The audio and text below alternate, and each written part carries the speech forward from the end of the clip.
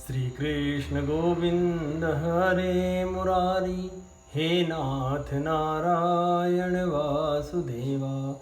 श्री कृष्ण गोविंद हरे मुरारी, हे नाथ नारायण वासुदेवा। हे नाथ नारायण वासुदेवा, हे नाथ नारायण वासुदेवा। श्रीमद्भागवत तृतीय स्कंध अथ एकविंशोऽध्यायः। कर्दम जी की तपस्या और भगवान का वरदान। विदुर उवाच। स्वयंभुवस्य च मनोर्वशः परम सम्मतः कथ्यतां भगवन् यत्र मैथुने नैधिरे प्रजाः। प्रियव्रतोत्तानपादौ सुतो स्वयंभुवस्य वै यथा धर्मं जुगुपतुः सप्तदीपवतीं महीं। तस्य वै दुहिता ब्रह्मन्देव हूतीति विश्रुता पत्नी प्रजापतेरुक्ता कर्दमस्य त्वया नघ।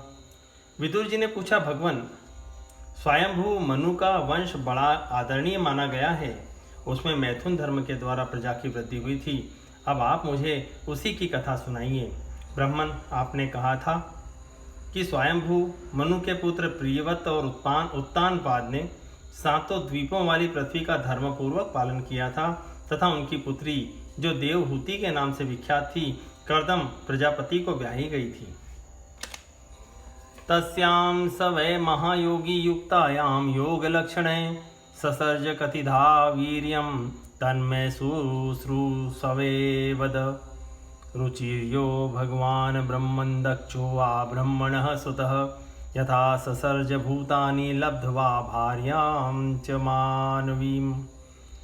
मैत्रेय उवाच। प्रजासृजेति भगवान् कर्दमो ब्रह्मणोदितः सरस्वत्यां तपेस्तेऽपि सहस्राणां समादश।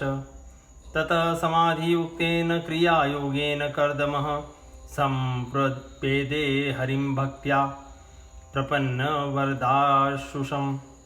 ताव प्रसन्नो भगवान् पुष्कराक्षः कृते युगे दर्शयामास तं क्षप्तः शाब्दं ब्रह्म दधवद्वपु। स तं विरजमकार्भं सितपद्मोत्पलस्रजं स्निग्धनीलालकव्रातवक्त्राब्जं विरजोऽम्बरं किरीटिनं कुण्डलिनं शङ्खचक्रगदाधरं श्वेतोत्पल्लक्रीडनकं मनःस्पर्शस्मितैक्षणं विन्यस्तचरणाम्भोजं सन्देशे गरुत्मतः दृष्ट्वा खेव स्थितं वक्षः श्रियं कौस्तुभकन्धरं जातहर्षोपतन्मूर्ध्ना चितो लब्धमनोरथः गिर्भिस्त्वभ्यघृणात् प्रीति स्वभावात्मा कृतांजलि। देवहूति योग के लक्षण यमादि से संपन्न थी। उससे कर्मयोगी कर्दम जी ने कितनी संतानें उत्पन्न की, वह सब प्रसंग आप मुझे सुनाइए। मुझे उसके सुनने की बड़ी इच्छा है। इसी प्रकार भगवान रुचि और ब्रह्मा जी के पुत्र दक्ष प्रजापति ने भी मनु जी की कन्याओं का पाणी ग्रहण करके उनसे किस प्रकार क्या क्या संतान उत्पन्न की, यह सब चरित्र भी मुझे सुनाइए। मैत्रेय जी ने कहा, विदुर जी, जब ब्रह्मा जी ने भगवान कर्दम को आज्ञा दी कि तुम संतान की उत्पत्ति करो, तो उन्होंने 10,000 वर्षों तक सरस्वती नदी के तीर पर तपस्या की। वे एकाग्र चित्त से प्रेम पूर्वक पूजनोपचार द्वारा शरणागत वरदायक श्री हरि की आराधना करने लगे। तब सत्ययुग के आरंभ में कमल नयन भगवान श्री हरि ने उनकी तपस्या से प्रसन्न होकर उन्हें अपने ब्रह्ममय स्वरूप से मूर्तिमान होकर दर्शन दिए। भगवान की वह भव्य मूर्ति सूर्य के समान तेजोमयी थी। वे गले में श्वेत कमल और कुमुद के फूलों की माला धारण किए हुए थे। मुख कमल नीली और चिकनी अलकावली से सुशोभित था। वे निर्मल वस्त्र धारण किए हुए थे। सिर पर झिलमिलाता हुआ सुवर्णमय मुकुट, कानों में जगमगाते हुए कुंडल और कर कमलों में शंख चक्र गदा आदि आयुध विराजमान थे।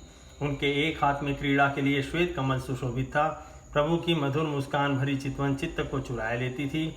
उनके चरण कमल गरुड़ जी के कंधों पर विराजमान थे तथा वक्ष स्थल में श्री लक्ष्मी जी और कंठ में कौस्तुभ मणि सुशोभित थी। प्रभु की इस आकाश स्थित मनोहर मूर्ति का दर्शन करके कर्दम जी को बड़ा हर्ष हुआ, मानो उनकी सभी कामनाएं पूर्ण हो गई। उन्होंने सानंद हृदय से पृथ्वी पर सिर टेककर भगवान को साष्टांग प्रणाम किया और फिर प्रेम प्रवण चित्त से हाथ जोड़कर सुमधुर वाणी से वे उनकी स्तुति करने लगे। ऋषिरुवाच जुष्टं बताध्याखिल सत्वराशः सांसिध्यमक्षोस्तव दर्शनान्नः यद्दर्शनं जन्मभिरीड्य सद्भिः राशासते योगिनो रूढयोगः ये माययाते हतमेधसत्वत् पादारविन्दं भवसिन्धुपोतम् उपासते कामलवाय तेषां राशीष कामान्निरयेऽपि ये स्युः तथा स चाहं परिवोढुकामः समानशीलां गृहमेधधेनुम्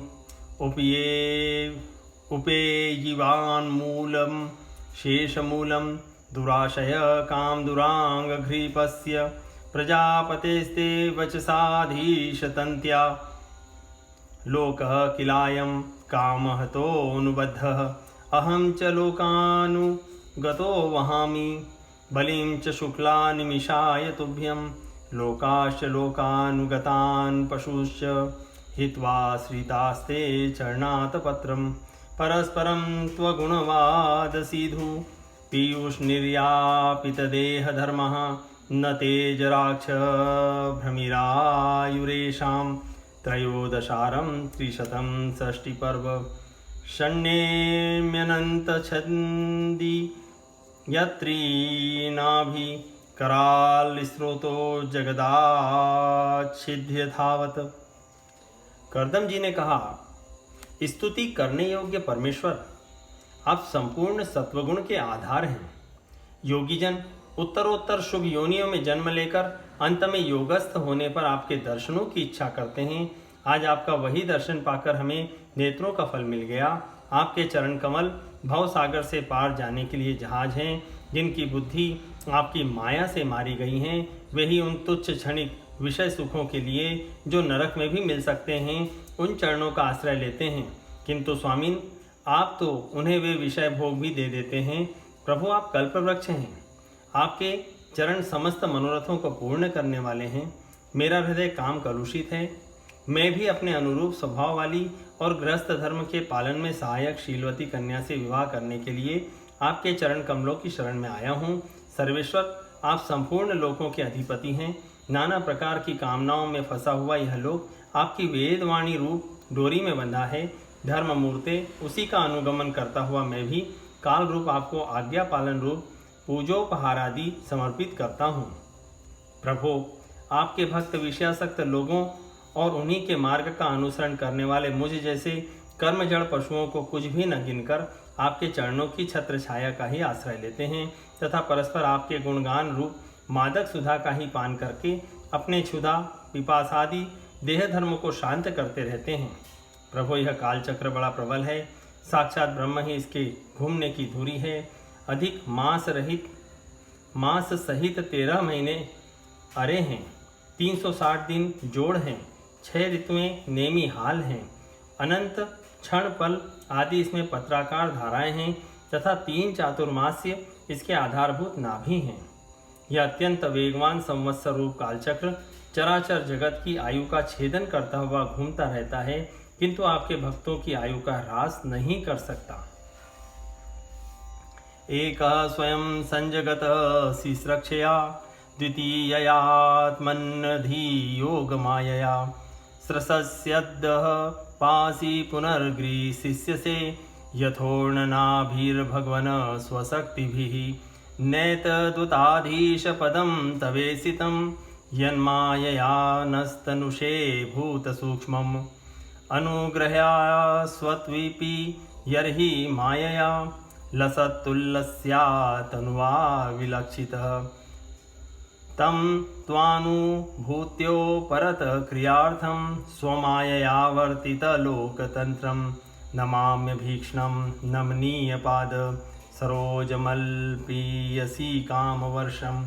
ऋषिरुवाच, इत्तव्यलीकं प्रभुतोऽब्जनाभ स्तमाबभाषे वचसामृतेन सुपर्णपक्षोपरिरोचमानः प्रेमास्मितोद्विक्षणविभ्रमदभ्रुः। श्रीभगवानुवाच विदित्वा तव चैत्यं मे पुरेव समयोजितत् तदर्थमात्मनियमेस्त्वव्यवाहं समर्चितः न वै जातुमृषेव यात् प्रजाध्यक्षमदर्हणं भवद्विद्वेष्वतितरां मयि सङ्गृहीतात्मनां प्रजापतिसुतः सम्रान्मनुविख्यातमङ्गलः ब्रह्मावर्तयोधिवसन शास्ति सप्तावर्णवामहिं स चेह विप्रराजर्षि महिष्या शतरूपया आयास्यति दिद्रक्षुस्तां परश्वो धर्म कोविदः। भगवान जिस प्रकार मकड़ी स्वयं ही जाले को फैलाती, उसकी रक्षा करती और अंत में उसे निगल जाती है, उसी प्रकार आप अकेले ही जगत की रचना करने के लिए अपने से अभिन्न अपनी योग माया को स्वीकार कर उससे अभिव्यक्त हुई अपनी सत्वादी शक्तियों के द्वारा स्वयं ही इस जगत की रचना, पालन और संहार करते हैं। प्रभु, इस समय आपने हमें अपनी तुलसी माला मंडित माया से परिचिन्न सी दिखाई देने वाली सगुण मूर्ति से दर्शन दिया है। आप हम भक्तों को जो शब्दादि विषय सुख प्रदान करते हैं वे माइक होने के कारण यद्यपि आपको पसंद नहीं हैं, तथापि परिणाम में हमारा शुभ करने के लिए वे हमें प्राप्त हों। नाथ, आप स्वरूप से निष्क्रिय होने पर भी माया के द्वारा सारे संसार का व्यवहार चलाने वाले हैं तथा थोड़ी सी उपासना करने वाले पर भी समस्त अभिलषित वस्तुओं की वर्षा करते रहते हैं। आपके चरण कमल वंदनीय हैं, मैं आपको बारंबार नमस्कार करता हूँ। मैत्रेय जी कहते हैं, भगवान की भौहें प्रणय मुस्कान भरी चितवन से चंचल हो रही थी। वे गरुड़ जी के कंधे पर विराजमान थे। जब कर्दम जी ने इस प्रकार निष्कपट भाव से उनकी स्तुति की, तब वे उनसे अमृतमयी वाणी में कहने लगे। श्री भगवान ने कहा, जिसके लिए तुमने आत्म संयम आदि के द्वारा मेरी आराधना की है, तुम्हारे हृदय के उस भाव को जानकर मैंने पहले से ही उसकी व्यवस्था कर दी है। प्रजापते, मेरी आराधना तो कभी निष्फल नहीं होती। फिर जिसका चित्त निरंतर एकांत रूप में मुझसे ही लगा रहता है, उन तुम जैसे महात्माओं के द्वारा की हुई उपासना का तो और भी अधिक फल होता है। प्रसिद्ध यशस्वी सम्राट स्वयंभू मनु ब्रह्मावर्त में रहकर 7 समुद्र वाली सारी पृथ्वी का शासन करते हैं। विप्रवर, वे परम धर्मज्ञ महाराज महारानी शत्रुपा के साथ तुमसे मिलने के लिए यहाँ परसों आएंगे। आत्मा जाम सीतापांगी वयशील गुणान्विताम मृगयन्ती पतिं दारुत्यनु रूपायते प्रभो समाहितं ते हृदयं यत्रेमान् परिवत्सरान् सां त्वां ब्रह्मन्नृपवधू काममाशु भजिष्यति यात आत्मवृतं वीर्यनवधा प्रसविष्यति वीर्ये त्वदीये ऋषय आधास्यन्त्यञ्जसात्मनः त्वं च सम्यगनुष्ठाय निदेशम् उषत्तमः मयि तीर्थीकृताशेषक्रियार्थो मा प्रपत्स्यसे कृत्वा दयां च जीवेषु दत्वा चाभयमात्मवान् मयि आत्मानं सह जगद द्रक्ष्यसात्मनि चापि मां सहाहं स्वां शकलया त्वदीर्येण महामुने तव क्षेत्रे देवहूत्यां प्रणेष्ये तत्त्वसंहितां। मैत्रेय उवाच एवं तमनुभाष्याथ भगवान् प्रत्यगच्छजः जगाम बिन्दुसरसः सरस्वत्या परिसृतात् निरीक्षितस्तस्य ययावशेषसिद्धेश्वराभीष्टुतसिद्धमार्गः आकर्णयन् पत्ररथेन्द्रपक्षे उच्चारितं स्तोममुदीर्णसाम् अथ सम्प्रस्थिते शुक्ले कर्दमो भगवान् ऋषिः आस्ते स्म बिन्दुसरसि तं कालं प्रतिपालयन् मनुष्यन्दनमास्थाय शातकौम्भपरिच्छदम् आरोप्य स्वां दुहितरं सभार्यः पर्यटन महिम तस्मिन् सुधवन्नं हनि भगवान यत्समादिशं समादिशत उपायादाश्रम पदम मुने शांतव्रतस्य तत्। उनकी एक रूप, यौवन, शील और गुणों से संपन्न श्याम लोचना कन्या इस समय विवाह के योग्य है। प्रजापते, तुम सर्वथा उसके योग्य हो, इसलिए वे तुम्ही को वह कन्या अर्पण करेंगे। ब्राह्मण, गत अनेकों वर्षों से तुम्हारा चित्त जैसी भार्या के लिए समाहित हो रहा है, अब शीघ्र ही वह राजकन्या तुम्हारी वैसी ही पत्नी होकर यथेष्ट सेवा करेगी। वह तुम्हारा वीर्य अपने गर्भ में धारण कर उससे 9 कन्याएं उत्पन्न करेगी और फिर तुम्हारी उन कन्याओं से लोक रीति के अनुसार मरीचि आदि ऋषिगण पुत्र उत्पन्न करेंगे।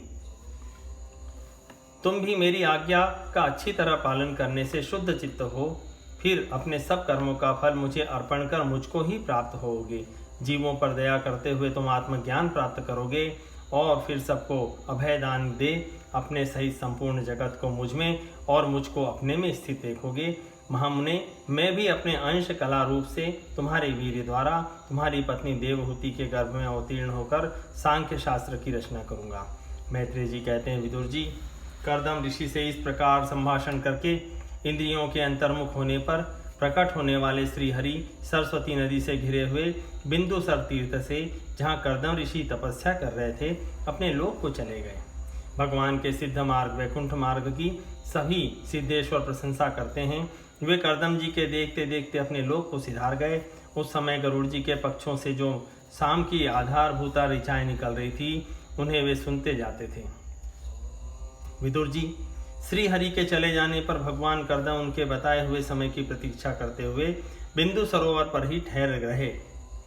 वीरवर, इधर मनु जी भी महारानी सतरूपा के साथ स्वर्ण जटित रथ पर सवार होकर तथा उस पर अपनी कन्या को भी बिठाकर पृथ्वी पर विचरते हुए जो दिन भगवान ने बताया था, उसी दिन शांति परायण महर्षि कर्दम के उस आश्रम पर पहुंचे।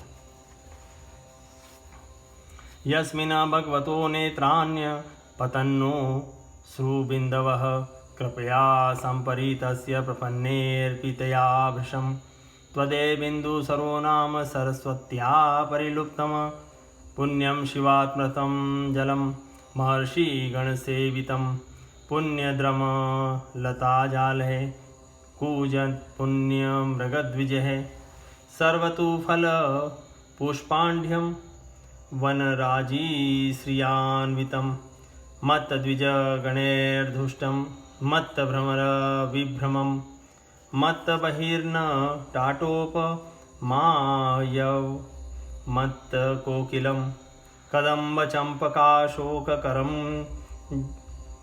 करञ्जव कुलासनः कुन्दमन्दारकुटजयशूत पोतैरलङ्कृतं कारण्डवे प्लवैर्हसे कुरैर्जलकुक्कुटः सारे सारसैश्चक्रवाकैश्च चकोरैर्वल्गुकूजितं तथैव हरिणे क्रोडे श्वाविदगवयकुञ्जरः गोपुच्छे हरिर्भिर्कर्ण कुलैर्नाभिभिव्रतं प्रविश्य ततीर्थवर मादिराज सहात्मजः ददर्श मुनिमासीनं तस्मिन् हुतहुताशनं विद्योतमानं वपुषा तपस्युग्रयुजाचिरं नातिक्षामं भगवतः स्निग्धापाङ्गावलोकनात् तदव्याहृता मृतकलापीयूषश्रवणेन च प्रांशुपद्मपलाशाक्षं जटिलं चीरवाससमम् उपसंसृत्य मलिनं यथाहर्णं संस्कृतम्। सरस्वती के जल से भरा हुआ यह बिंदु सरोवर वह स्थान है जहाँ अपने शरणागत भक्त कर्दम के प्रति उत्पन्न हुई अत्यंत करुणा के वशीभूत हुए भगवान के नेत्रों से आंसुओं की बूंदें गिरी थी। यह तीर्थ बड़ा पवित्र है, इसका जल कल्याणमय और अमृत के समान मधुर है तथा महर्षिगण सदा इसका सेवन करते हैं। उस समय बिंदु सरोवर पवित्र वृक्ष लताओं से घिरा हुआ था, जिसमें तरह तरह की बोली बोलने वाले पवित्र मृग और पक्षी रहते थे। वह स्थान सभी ऋतुओं के फल और फूलों से संपन्न था और सुंदर वन श्रेणी भी उसकी शोभा बढ़ाती थी। वहाँ झुंड के झुंड मतवाले पक्षी चहक रहे थे, मतवाले भौरे मंडवा रहे थे। उन्मत्त मयूर अपने पिच्छ फैला फैलाकर नट की भांति नृत्य कर रहे थे और मतवाले कोकिल कुहू कुहू करके मानो एक दूसरे को बुला रहे थे। वह आश्रम कदम, चंपक, अशोक, करंज, बकुल, असन, कुंद, मंदार, कुटज और नए नए आम के वृक्षों से अलंकृत था। वहाँ जलकाग, बतख आदि जल पर तैरने वाले पक्षी, हंस, कुरर, जलमुर्ग, सारस, चकवा और चकोर मधुर स्वर से कलरव कर रहे थे। हरिण, सुअर, स्याही, नीलगाय, हाथी, लंगूर, सिंह, वानर, नेवले और कस्तूरी मृग आदि पशुओं से भी वह आश्रम घिरा हुआ था। आदिराज महाराज मनु ने उस उत्तम तीर्थ में कन्या के सहित पहुंचकर देखा कि मुनिवर कर्दम अग्निहोत्र से निवृत्त होकर बैठे हुए हैं। बहुत दिनों तक उग्र तपस्या करने के कारण वे शरीर से बड़े तेजस्वी दिख पड़ते थे तथा भगवान के स्नेहपूर्ण चितवन के दर्शन और उनके उच्चारण किए हुए कर्णामृत रूप सुमधुर वचनों को सुनने से इतने दिनों तक तपस्या करने पर भी वे विशेष दुर्बल नहीं जान पड़ते थे।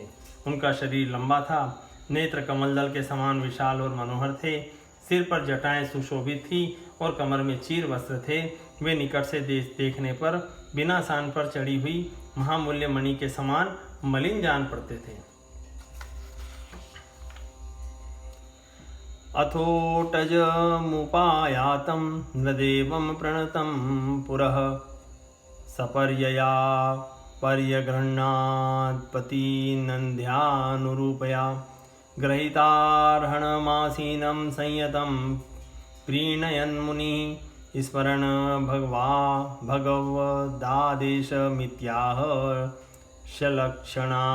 लक्षणया गिरा नूनं चक्रक्रमणं देव सतां संरक्षणाय ते वधाय चासतां यस्त्वं हरे शक्तिर्हि पालिनी योगेन्द्रनिग्ननिन्द्रवायूनां यमधर्मप्रचेतसां रूपाणि स्थानादत्से तस्मै शुक्लाय ते नमः। न यदा रथमास्थाय जैत्रं मणिगणार्पितम् विस्फूर्जचण्डकोदण्डो रथेन त्रासयन्नधान् स्वसैन्यचरणक्षुणं वेपयन्मण्डलं भुवः विकर्षन् बृहतीं सेनां पर्यटसंस्युमानिव तदेव से तव सर्वे वर्णाश्रमनिबन्धनः भगवद्रचिता राजन भिद्धेरन बत दस्युभिः अधर्मश्च समेधेत लोलुपेन व्यंग कुशैर्नभिः शयाने त्वयि लोकोऽयं दस्युग्रस्तो विनङ्गच्छति अथापि पृच्छेव त्वां वीर यदर्थ त्वमिहागतः त्वदयं निर्व्यलीकेन प्रतिपद्यामहे हृदा।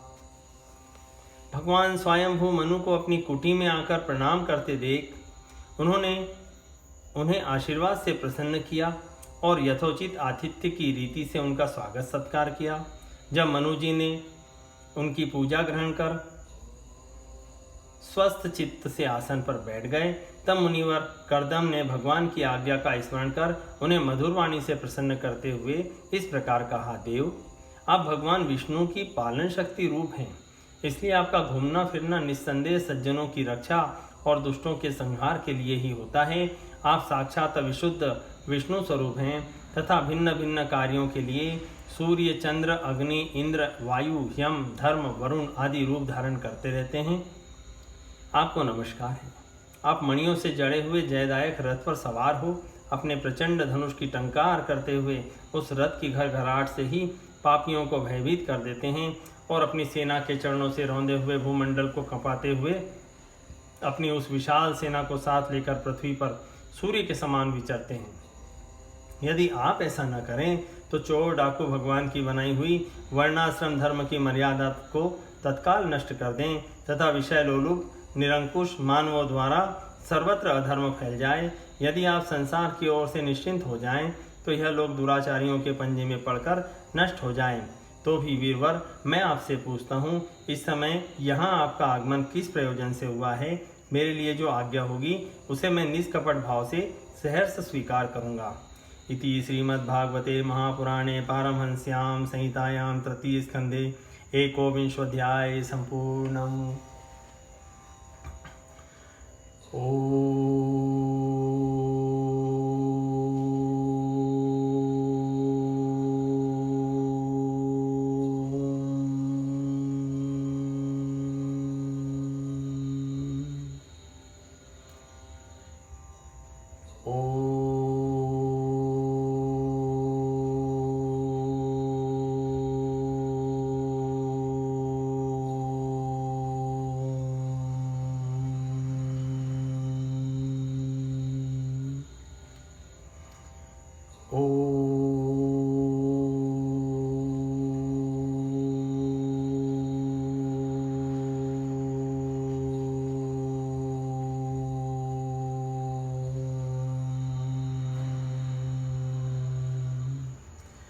श्री कृष्ण गोविंद हरे मुरारी, हे नाथ नारायण वासुदेव।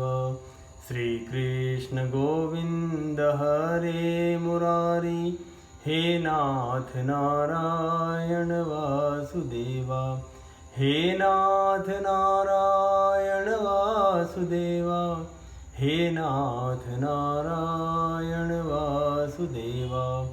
श्री कृष्ण गोविंद हरे मुरारी, हे नाथ नारायण वासुदेवा।